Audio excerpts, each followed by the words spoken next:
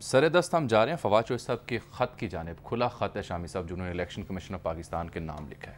یہاں پنجاب میں 20 ضمنی انتخابات ہو رہے ہیں اور ان انتخابات کو لے کر کے جو 17 جولائی کو ہونے جا رہے ہیں، چونکہ پاکستان مسلم لیگ نون کے ساتھ پاکستان پیپلز پارٹی نے حمایت کرنے کا اعلان کیا ہے کہ ہم اتحاد کی صورت میں الیکشن لڑیں گے، تو اس ساری صورتحال کو دیکھتے ہوئے انہوں نے خط لکھا ہے. انہوں نے وجوہات بیان کی ہیں اور اپنے جو مخالفین ہیں ان کی تعریف کی ہے اپنے مخصوص انداز میں کہ یہ فلاں کارنر میں فکس ہوتے ہیں. وہ کہتے ہیں جی ان تمام جماعتوں کو ایک انتخابی اکائی تصور کیا جائے اور انہیں اپنے انفرادی انتخابی نشانات کے استعمال سے روک کر جو اتحادی جماعتیں ہیں جو حکومت میں شامل ہیں جی وہ کیونکہ مشترکہ طور پر الیکشن لڑ رہی ہیں اور ان جو آزاد یعنی مسلم لیگ نون کے امیدوار ہیں موسٹلی ان کو سپورٹ کر رہی ہیں. تو انہوں نے کہا جی ان کو انفرادی انتخابی نشان کے استعمال سے روک کر انہیں ایک مشترکہ انتخابی نشان الاٹ کیا جائے. اس ضمن میں ہماری رائے میں اس کثیر الجماعتی اتحاد کے لیے لوٹا موزوں ترین انتخابی نشان ہے.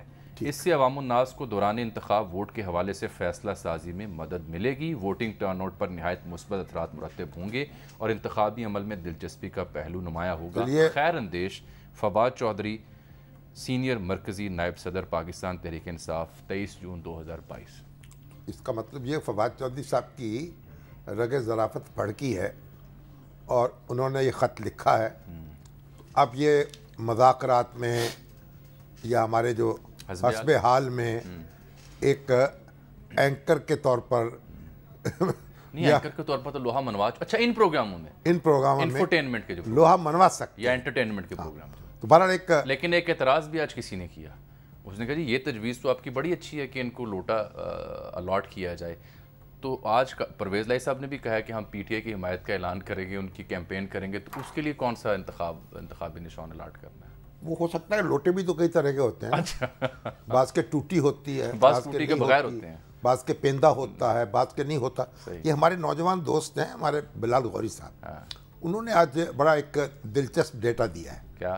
یہ جو 20 ارکان ہیں نا جو بائی الیکشن جن سیٹوں پر لڑا جائے، ان میں سے تو 10 جو آزاد منتخب ہو کر 9 ارکان ایسے تھے جو پی ٹی آئی کے امیدواروں کو شکست دے کر آزاد حیثیت میں منتخب ہوئے اور پھر پی ٹی آئی نے بعد میں وہ ان میں شامل ہوئے، ان کو اپنی آغوش میں لے لیا اور ان کے جو امیدوار تھے بیچارے وہ منہ تکتے رہ گئے.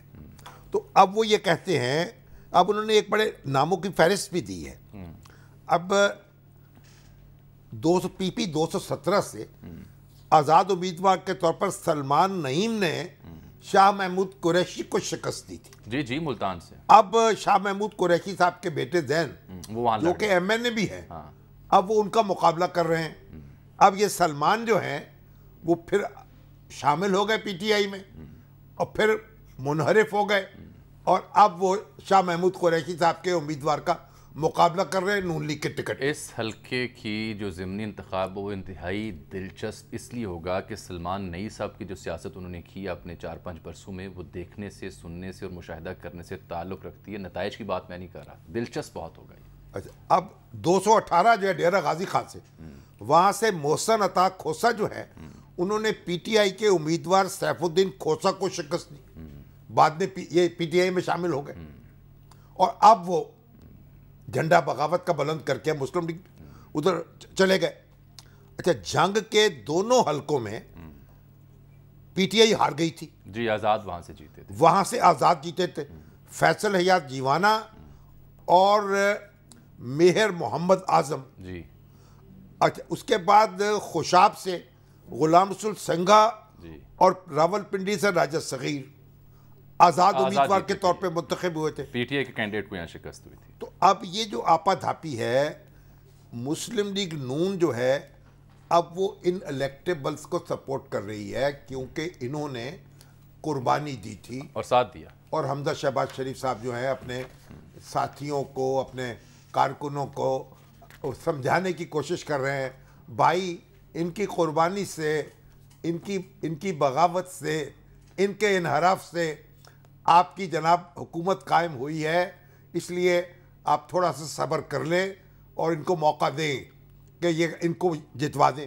اب یہ سارے لوگ، ان میں سے کوئی اب جو مسلم لیگ نون کے لوگ ہیں وہاں، ان میں سے ایک آدھ تو پی ٹی آئی کا امیدوار بن گیا، کوئی آزاد الیکشن لڑ رہا ہے، اور کوئی بیچارے رو دھو کے خاموش ہو گئے ہیں اور وہ اپنے نئے کینڈیڈیٹ کی سپورٹ کر رہے ہیں. صحیح.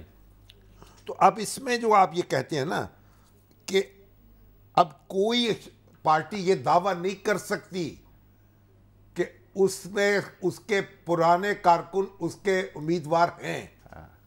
ہر ایک نے اپنے امیدوار تبدیل کیے ہیں، اس میں پی ٹی آئی بھی شامل ہے اور مسلم لیگ نون بھی شامل ہے.